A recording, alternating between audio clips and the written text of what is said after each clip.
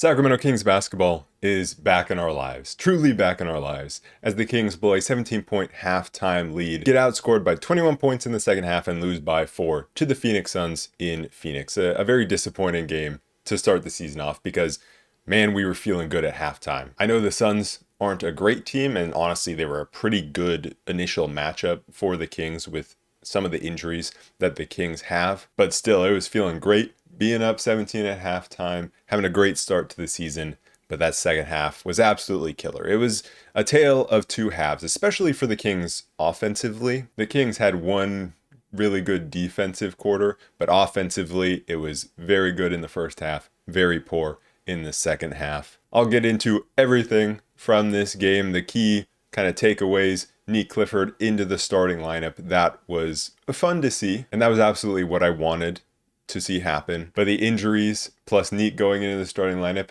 made for a very interesting rotation. The front court, especially the backup front court, was kind of wild. Dylan Cardwell ending this game when he started as the third string center.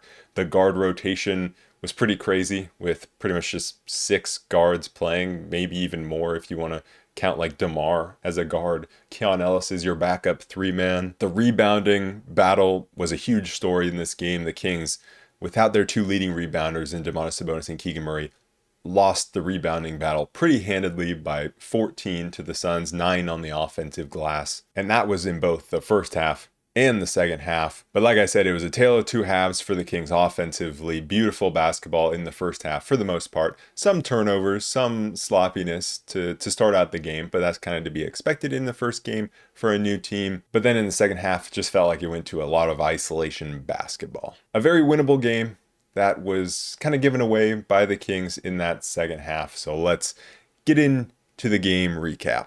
I thought the Kings started this game a little discombobulated. The Suns got out to a small lead early on, 4 points, and the Kings felt like they were just hanging around, but they were absolutely not on point at all. The passes were a little off, and it wasn't necessarily the Suns pressuring that made these turnovers happen. It was just the Kings missing passes, just not being on the same page. Dennis Schroeder a few times just throwing the ball away. Drew Eubanks couldn't seem to get on the same page as really anyone. And the Kings were also giving up offensive rebounds on just the second possession of the game for the Phoenix Suns. The Kings allowed 3 offensive rebounds, including 1 off of a free throw. So it wasn't a great start, although there was a very nice play to start the game on the offensive end for the Kings, where the Kings get the ball to DeMar. He feeds Levine baseline backdoor cut for a dunk. But outside of that, a slow start. The defensive rotations at times didn't seem there, but the Kings were competing defensively. The defensive intensity was absolutely there from the starters, especially Nique Clifford and Drew Eubanks. I thought both of those guys were very good defensively early on in this game, making plays. Zach LaVine as well, guarding Devin Booker. There were different guys on Devin Booker throughout the game. Zach LaVine had his time on Booker. Nique Clifford had some time on Devin Booker. And Dennis Schroeder was the guy guarding Booker to close the game pretty much. But early on, I thought Nique Clifford and Drew Eubanks were the ones really making the plays defensively. Nique had a strip under the rim. Eubanks had a few blocks. And Nique Clifford was the main guy outside of Drew Eubanks as the 5 that was getting after it on the defensive glass. The Kings guards didn't do a great job of rebounding. I don't expect DeMar to do a great job of rebounding. I don't expect Monk to do a great job of rebounding, but it would have been nice if they would have put in a little more effort to get on the glass. That was something that very much hurt the Kings, but Nique Clifford was very good on the defensive glass. He ended up with 8 rebounds on the game, 5 of them being defensive. His length on some of these rebounds, but also on some of the times where he was contesting shots, especially at the rim, very much popped to me. Maybe that's because I'm just comparing it to the other guys on the Kings and the other guards that he's playing with, but his length seemed very impactful, the way he was grabbing some of these rebounds where they weren't just uncontested rebounds, but he was actually reaching back. He wasn't letting the ball go over him like we saw from a lot of the guards because the Kings are just too small. You know, the ball's going over their heads. They don't have the length to be able to reach up and grab it. But I thought Nique was the guy who really was able to grab those rebounds. He also had a great play early on contesting Devin Booker at the rim. in a 2-on-1 situation where Nique was the one defensively and he was able to get the stop. Eubanks was kind of all over the place to start the game. As I mentioned, he wasn't really on the same page as anyone else on the offensive end, but he bounced back after a little bit of a rough start with some nice interior defense and running in transition, getting on the glass. Drew Eubanks had 4 blocks in this game. He very much had the type of game where I was like, yeah, if he's the backup center, I can live with that. If he's playing 8 to 10 minutes a game behind Sabonis, I can live with that. It's just when he's your starting center, it wasn't great. He had some great moments of blocking shots. His finishing inside was not good in this game at all. I think with Eubanks, it's just very hit or miss whether those hook shots and finishes around the rim are going in or not. Like I said, he can be a solid backup, but when he's your starter, it's not great, but he was giving us the interior defense, the rim protection that was necessary. I liked how the Kings were pushing the pace offensively because they were getting stops and they were able to push the pace pretty effectively. DeMar DeRozan had 2-and-1s very early on, and both of them were off playing in transition or at least semi-transition, pushing the pace to be able to get mismatches. Because the thing about DeMar is he doesn't always want to push the pace to be able to get to the rim right away, or he doesn't want to run to the corner for a corner 3-point shot like you see a lot of transition offenses do it. Instead, he pushes the pace just so he can get a mismatch, and then he takes his time in the post as the rest of the defense is a little bit discombobulated, and that's what he did, was able to get into the post against the mismatch, get an and one. Although the next and one that he got was him going all the way to the rim. So I thought he was doing a good job of pushing the pace, which is a good sign because the Kings want to play a fast brand of basketball, and DeMar a lot of times is the guy that is slowing things down. So you want to see him trying to push the pace as best as possible. The first substitutions off the bench were Malik Monk, who came in for DeMar DeRozan, Dario Saric, and Maxime Renaud. They came in for Nique Clifford and Drew Eubanks. So you had a backup front court of Dario Saric and Maxime Renaud. And while I felt like Dario Saric was giving pretty solid effort on the glass, and I think in terms of per minute rebounding, he was probably the best on the Kings. He had 3 rebounds in just 7 minutes. The rebounding was still very rough. Maxime Renaud, his NBA debut did not go very well. I was actually surprised to see him as early as we did because I don't think he's necessarily ready to be an NBA player, but I'm definitely not mad at throwing him out there because I just want to see the young guys play and I want to see them play through mistakes. And so that's what I liked about Doug Christie's rotations is he did go 11 deep and he did give guys opportunity, even guys who aren't necessarily ready to be win now players. You get to see them go out there and even play through some mistakes. Renault's rebounding was pretty poor. He looked pretty lost out there on the court. Offensively was not making much of an impact, and defensively provided pretty much nothing in terms of rim protection, and the Suns were able to attack him.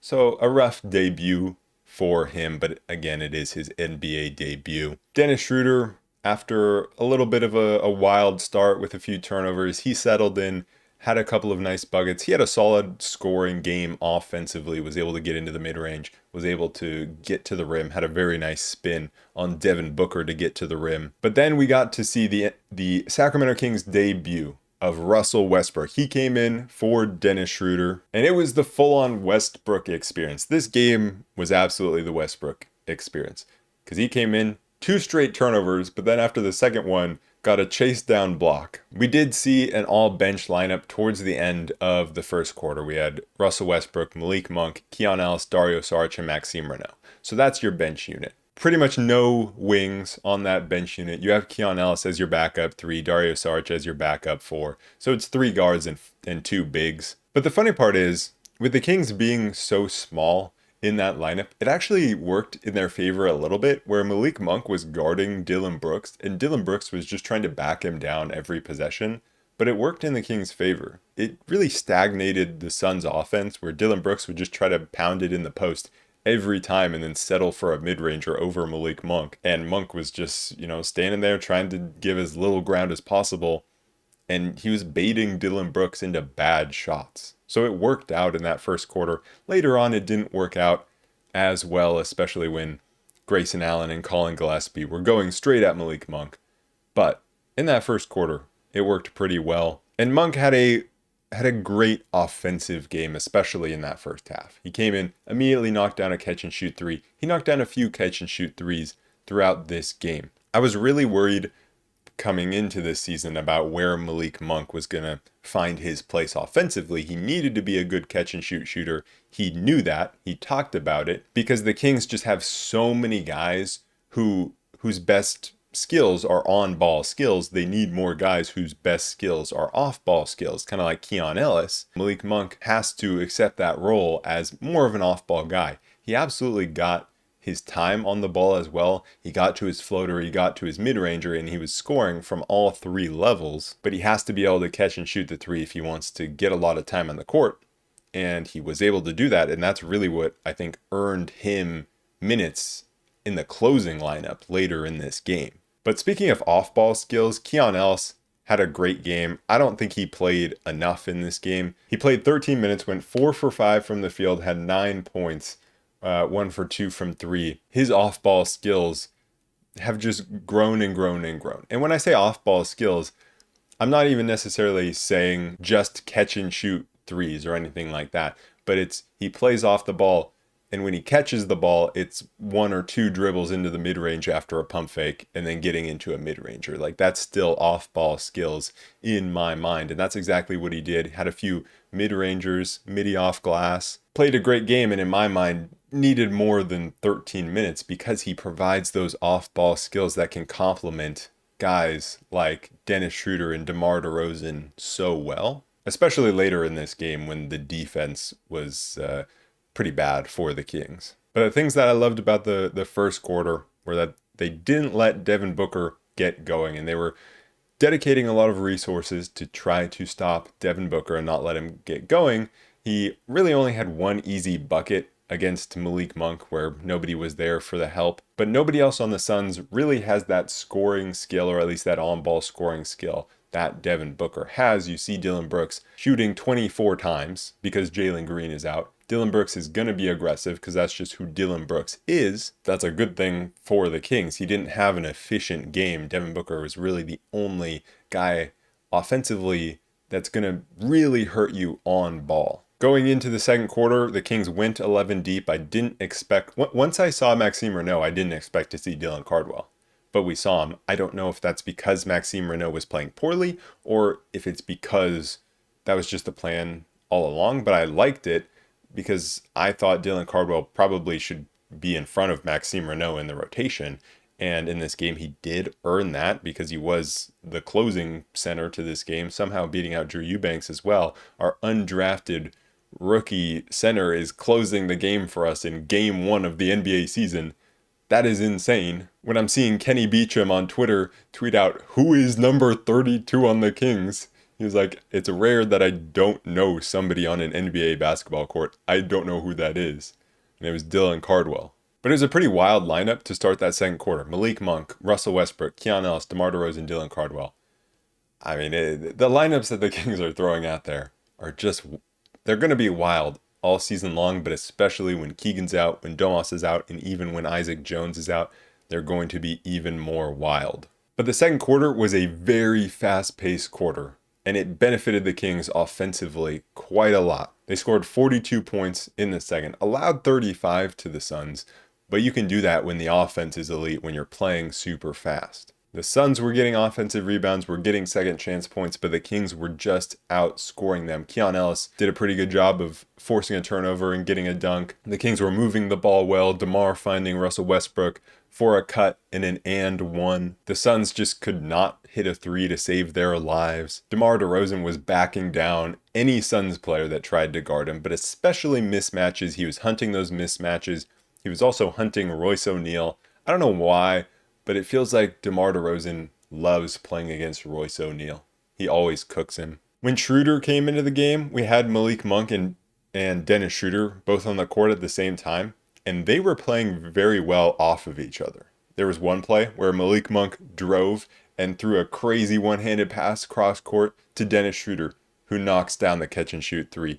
Then a little bit later, Dennis Schroeder pretty much does the same thing where he's navigating the pick and roll patiently with Drew Eubanks, finds Malik Monk for a corner three. They were playing off of each other, and both of those guys are questionable three-point shooters, but they were both knocking down those catch and shoot threes coming off of each other's assists. The Suns finally started to get some offense going in the second half of that second quarter. Ryan Dunn hit the first three of the game for the Suns from the corner, and the corner threes started to become a theme for the Suns. They got open corner three after open corner three. They didn't knock down a ton in that second quarter, but they knocked down enough to keep them in the game enough, and then in the second half started knocking down quite a lot more open threes. The reason that the Suns didn't hit a three until midway through the second quarter was not because the Kings were getting lucky. It was because the Kings were not allowing very good three-point attempts from the Suns. And the reason that the Suns then were hitting them afterwards was because they were giving the Suns wide open threes. This wasn't a case of three-point shooting variance. This was a case of the Kings defense just being much worse after the first quarter and a half. And a lot of it was the Suns getting into the paint. Because of the lack of size for the Kings, either nobody was there to help, or the Kings had to dedicate too many bodies to help inside. And I don't think when Maxime Renaud was the center, I don't think he did a very good job of being that anchor in the middle and blocking shots. Dylan Cardwell also didn't have a great defensive game, and it makes sense for two rookies being in their NBA debuts that they're going to struggle, especially from a positioning standpoint, not being in the right place at the right time. Dylan Cardwell, early on in this game, he picked up a couple of fouls on Nick Richards, reaching down. In those moments, I just wanted him to stay straight up, use his massive size and length to contest shots up top, but he kept reaching down and giving up these fouls. Devin Booker started to get to the line. He got a bunch of and ones, couldn't hit a free throw though. 3 misses from the free throw line. But it was off of Kings' mistakes, Kings' turnovers, and allowing offensive rebounds. And the Suns cut the lead down to 11. But when they cut the lead to 11, Zach LaVine immediately responded. He was amazing in the first half. He responded by getting to the line on the other end and then going on a quick 6-0 run of his own. So the Suns started to get a little close. They started to get it going offensively, and Zach LaVine was the guy to respond with 6 straight. Then DeMar DeRozan went straight at Royce O'Neal, got a nice bucket in the mid-range. So an 8-0 run for the Kings. It was a great response, and it was what we didn't see in the second half. What was interesting, though, was Schroeder picked up 3 fouls after this 8-0 run, and the Kings went to Westbrook. That was a moment where I wanted them to go to Keon Ellis, and they didn't, and they paid for it. Not too much, because they ended the half still up 17, but Westbrook was bad. It felt like a black hole offensively. He was forcing up bad shots. The Suns were laying off of him, and he was just short on every shot. Keon would have been the much better option because he's a better off-ball player. He obviously would be a better defender in this situation. Suns wouldn't be able to lay off of him as a three-point shooter. And this is what I talked about when the Kings got Westbrook, where there are going to be these moments where Westbrook makes you scratch your head saying, why is he in the game over Keon Ellis right now? That was very much it. He's definitely going to have moments in future games where he hits those shots and everything's feeling great. That's just the Westbrook experience. Nique Clifford had his first NBA bucket towards the end of the second quarter, a beautiful drive past Royce O'Neal, and a very nice jelly finish at the rim to sneak it under a Phoenix Sun defender. And the Kings had some great moments to end the first half. Westbrook with a hit-ahead pass to Nique Clifford, who then threw an oop up to Zach LaVine. LaVine hit 2 threes in a row, his only 2 threes of the game. He actually struggled from behind the arc in this game, was great from everywhere on the court except behind the three-point line, but he did hit 2 threes in a row. And again, the only thing that the Kings were really struggling with was rebounding and coming up with those loose balls around the rim. The defense fell off towards the end of that second quarter, but the offense was still just so elite that it didn't matter. Up 17, LaVine had 22, DeMar had 14.6 assists, 2 blocks, 2 steals. Malik Monk had 13 points. And now that I'm looking at the box score, DeMar is only credited with 1 block. So I guess they took one away at one point, but I thought he had 2 blocks and 2 steals. He did have the 2 steals though. My biggest takeaways from that first half was the backup center position was an absolute struggle. Both Cardwell and Maxime Renaud struggled. Drew Eubanks had the 3 blocks as the starter, but the backup front court was an absolute struggle. Nique Clifford was solid in that first half. I thought he was composed, didn't force anything, wasn't super involved offensively, was just letting the other, star players do their thing. And defensively, he played a smart, solid game. The bad for the Kings was allowing 14 offensive rebounds and having 11 turnovers in that first half. The story of the second half, at least to start the second half, was the Kings not having a deterrent at the rim. The Suns were getting to the rim at will. And there was a moment where Drew Eubanks was pulled out to the perimeter. And when Drew Eubanks is pulled out to the perimeter, we have to remember that there are practically 4 guards on the court with Drew Eubanks when it's the starting lineup. DeMar DeRozan is your starting power forward. So Drew Eubanks was pulled out. The point of attack defender, whoever it was, I don't remember who it was, gets beat. And so there are 3 guys behind the ball. And those 3 guys literally started looking around. They started looking at each other. No one wanted to step in and be that help defender because that's not their instincts. If it wasn't Drew Eubanks back there to step in and be the rim deterrent, it was nobody. And that was a big problem, and that's why the Suns started to get into the paint and finish at the rim at will. And I remember on this specific play where the 3 guys were all looking around at each other, it was Devin Booker driving. He didn't even take the open layup. I feel like he was so surprised that nobody stepped in that he just didn't even take the layup and instead kicks it out to the corner for a Colin Gillespie 3. Maxime Renaud was a pretty quick substitute for the Kings in that third quarter, coming in for Drew Eubanks, and I was really surprised because I thought Renaud was awful in the first half and then they just threw him back out there. But hey, I'm not mad at that. Again, this is a guy we should be investing in the youth. So sure, throw him out there and let him play more and let him make more mistakes and learn from them. But man, was he not offering much help on either end. He wasn't being a rim deterrent because I think that's what they wanted him to do. They're like, let's throw him out there to get a 7-1 guy with long arms and see if he can be somewhat of a rim deterrent. He really couldn't just because of his positioning. He was being pulled out and he wasn't moving well enough on the defensive end. On the offensive end, felt like he didn't really know where to be. There were some nice moments offensively still. Zach LaVine had a beautiful and one falling out of bounds. DeMar still hot from the mid-range. He was barely missing. Schroeder got a 3. But the Suns really started to run on the Kings.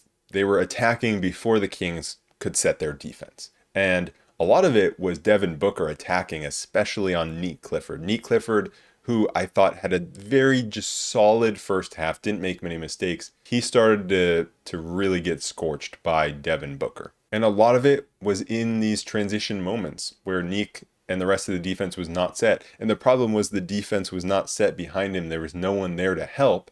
And so Nique Clifford, if he didn't pick him up soon enough, was just getting blown by.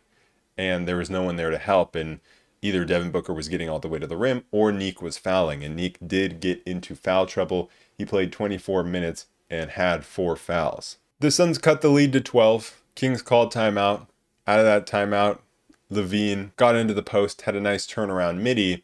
So another nice play from LaVine, just like towards the end of the second half or at the middle of the second quarter, where the Suns were going on a run and LaVine was the guy to stop it. Again, here, LaVine is the guy to stop the bleeding a little bit, but it was only 1 bucket as opposed to a nice solo 6-0 run. It was 1 bucket, and then Devin Booker was coming right back at the Kings. The Suns were doing a great job of moving the Kings around the court, forcing the defense to be in constant rotation, and the Kings were not quick enough. Malik Monk came into the game, Dario Saric came into the game, and that's where the Kings' lack of mobility really showed, because Renaud is not super mobile, Dario Saric wasn't great, and Malik Monk was the worst defender out there. And my biggest problem with Malik Monk defensively is not when he gets posted up, because that sucks. But that's just a physical limitation that he has. And that happened towards the end of this game. But it was in this moment, especially in the third quarter, when he came in and he just didn't seem awake defensively. It's not that guys were exploiting his size, but they were just moving off ball and he was late every time chasing them off ball. He didn't even have to go around screens or anything. He would just fall asleep and not get out to 3-point shooters. That can't happen. Sometimes his size is going to be exploited. That's not his fault. That sucks. but he can't have these moments where he just falls asleep off ball defensively. And the Kings offense just really stagnated. A lot more isolation basketball. That forced some turnovers. Zach LaVine traveled because the Kings just kind of threw the ball out to him and he just had to go into an isolation, and it was just a weird moment where he just traveled with the ball before even dribbling it. One of the things that I've talked about coming into this season is Zach LaVine is at his best when he's an off-ball player, when he doesn't have to over-dribble, when he doesn't have to be the playmaker. In that first half, I think he had like 1 assist. He wasn't dribbling very much. He was making decisive moves. But in that second half, when the Kings offense became more stagnant, that's when he started struggling more. Because while he can be a good isolation player at times, especially if the three-pointer is going down, because he can just rise up and hit a three, it's really not where he's at his best. The Kings offense stagnated. That meant Zach LaVine wasn't getting as many opportunities, but it also meant everyone else wasn't getting as many good looks. It was just a Zach LaVine ISO, then a Dennis Schroeder ISO, then a DeMar DeRozan ISO. Then for some reason, Drew Eubanks is getting the ball in the post. Like all of these moments. Westbrook getting the ball and going into an isolation. Monk trying to create something out of nothing. It was a lot more isolation basketball. And the Suns were able to pull within 7. Kings called the timeout. Immediately out of the timeout, they go to Maxime Renaud in the mid post. He gets stripped from behind by Booker.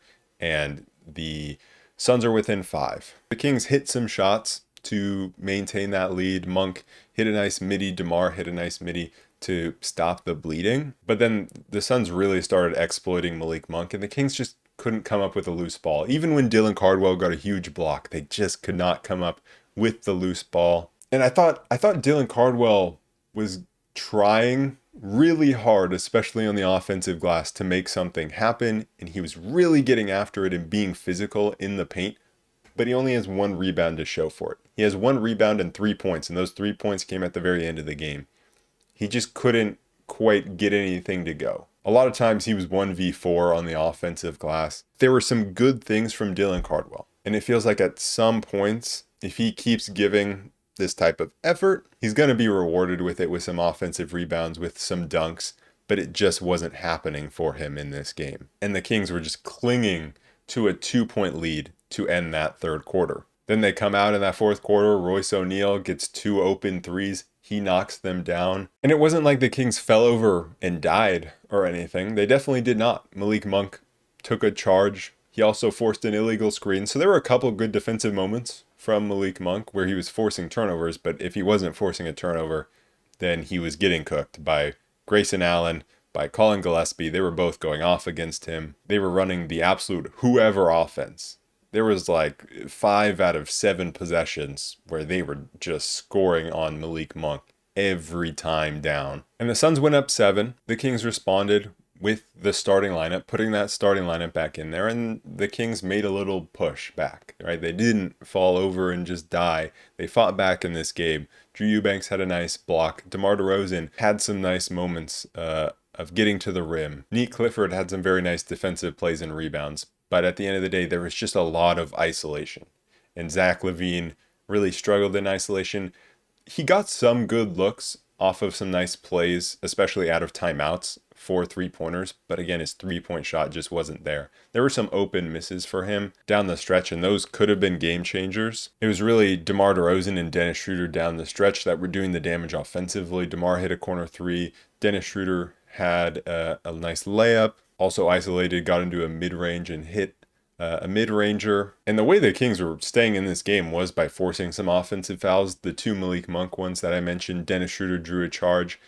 Dennis Schroeder also forcing an 8-second violation just by pressuring full court. I thought Schroeder was great to end this game. He also had to guard Devin Booker quite a bit, which was a challenge, but he did it pretty well for being very undersized. And the Kings were actually able to come back and tie it. Malik Monk, the Kings were ending with DeMar DeRozan, Malik Monk, Dennis Schroeder, Zach LaVine, and Dylan Cardwell. So going with Dylan Cardwell to end this game for his presence inside, which I wasn't necessarily mad at, because it's not like we have a better option at the center position. And then you're going with just your 4 really offensive guys. I mean, Dennis Schroeder was playing some great defense, but it's your 4 offensive guards there. Oh, and I even forgot about another offensive foul that Schroeder drew on Devin Booker. So he drew 2 offensive fouls and also forced an 8-second violation. Malik Monk forced 2 offensive fouls in that fourth quarter. And Malik Monk had a couple of great moments. One where he went for a poster, drew a foul, knocked down the free throws. Another one where he hit the midi for the tie.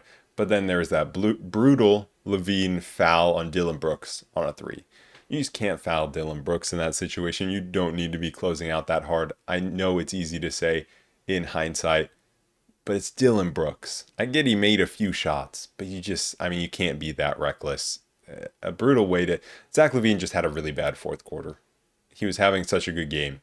And in the second half, he got quieter, but especially in that fourth quarter, just some really bad misses on open threes, plus fouling Dillon Brooks for 3. DeMar DeRozan could not hit a free throw, which really hurt down the stretch, and the Kings were just not able to pull it off. The Suns won the free throw battle down the stretch. DeMar in this game went 4 for 9 from the free throw line. That is rough. Looking at the final box score from this game, you had LaVine ending with 30 points.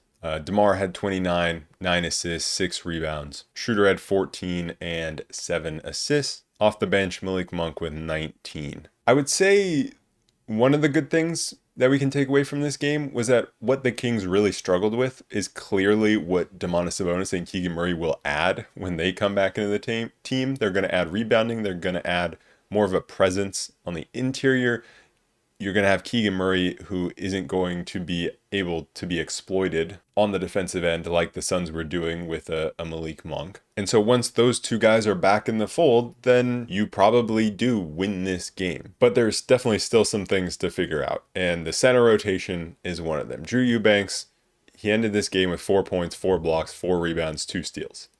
So he was doing a lot of stuff, but he was also 1 for 4 from the field. He was okay. And like I said, I think he can be a fine backup center, but is that really what you want when Sabonis comes back? Do you want Drew Eubanks to be that backup center, or do you want to go with a guy like Dylan Cardwell? Because I liked what Doug Christie was doing in that he was giving a lot of opportunity to Dylan Cardwell. He had 5 fouls in 15 minutes, so there's a lot to learn for Dylan Cardwell. Also, that one free throw that he had, absolutely brutal. I don't even think it hit rim. But he also did some nice things, and I thought he was a good physical presence inside. I definitely want to see more from him. Maxime Renaud was absolutely brutal. There's not much good to take away from this game from Maxime Renaud other than, hey, he's a rookie in his first NBA game. Let's give him another shot here, or a lot of shots this season. And then you have Isaac Jones coming back, and I hope Isaac Jones comes in. He's out with an illness, so hopefully he'll be back soon. And I just want to see him step in and immediately take those Dario Saric minutes. And I think for Isaac Jones, there is a massive opportunity here with how the Kings were getting killed on the glass. He can come in and be that presence on the glass. Isaac Jones has never been like the greatest rebounder. He's a very athletic player with long arms, so I think the potential is there. He needs to take it and really become a force on the glass to help this team. As for more of the backcourt rotation, I thought Schroeder had a solid game and was very good in the clutch, especially defensively.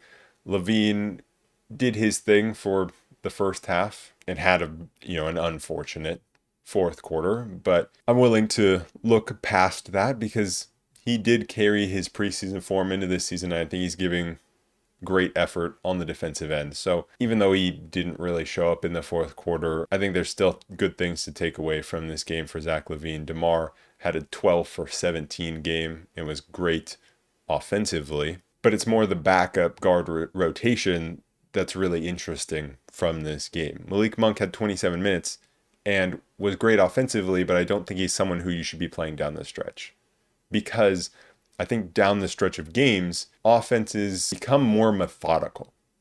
They target players more. Obviously, teams do that throughout the entire game, but I think especially late in games, they're really going to go at certain matchups, and that's where Malik Monk can be exploited. So when Malik Monk is a guy off the bench that just plays throughout the game, and you can play him against certain matchups, and he can give you 7 for 13 from the field, 3 for 4 from 3, 19 points, that's great. He just probably shouldn't be the one that's finishing games for you. As for the other guards, you had Russell Westbrook going 2 for 8 in 19 minutes with 6 points, added in 6 rebounds, which is good because the Kings needed that. But I still think Keon Ellis with 13 minutes should have been taking more of those minutes because he's just giving you more of a defensive presence and is much better for the spacing and complements other players on the team a lot better. Russell Westbrook was taking away from the offense at times, whereas Keon Ellis is always going to add to it because he is a threat from the three-point line, but he's also showing that he can put the ball on the floor after a pump fake and get into that mid-range. As for Devin Carter,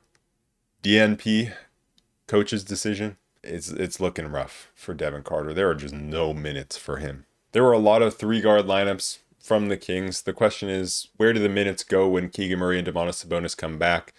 Obviously, with Domantas Sabonis coming back, Drew Eubanks' minutes are going down, and then Dylan Cardwell and Maxime minutes are going down as well, and maybe vanish entirely.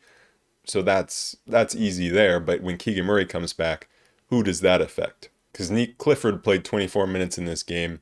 He didn't close this game because he wasn't playing very well defensively down the stretch. But I thought there were some very good things from him. His length was impactful on the defensive end at times. And that's very encouraging because we need that from him, especially as a backup wing when Keegan Murray is healthy. So I think you have to have Nique Clifford still getting minutes as the backup three, but then where does that leave everyone else? Because Keon Ellis in this game played as the backup three. So do his minutes go away?